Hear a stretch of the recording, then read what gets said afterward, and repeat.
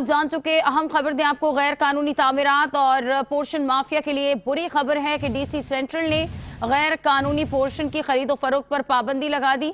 इस बारे में मजीद जान लेते हैं ब्यूरो चीफ कराची सुहेल शब्बीर से। सुहेल, आगाह कीजिएगा, क्या वजूहात है इस पाबंदी की?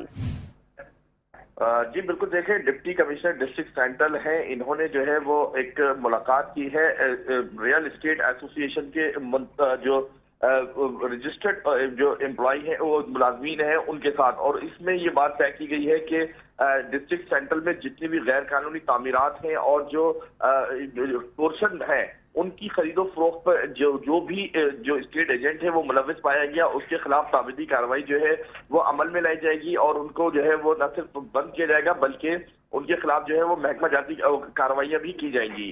डिप्टी कमिश्नर ने जो है वो इस बात का भी इंदिया दिया है कि डिस्ट्रिक्ट सेंट्रल में गैर कानूनी तामीरात के खिलाफ एक बड़ा और ग्रैंड ऑपरेशन शुरू किया जा रहा है, जिसमें जितनी भी गैर कानूनी तामीरात हैं उनको जो है वो मुस्मार किया जाएगा और जो बिल्डर माफिया है उनके खिलाफ भी जो है वो मुकदमा दर्ज किए जाएंगे। ठीक है, बहुत शुक्रिया सुहेल आगाह करने के लिए।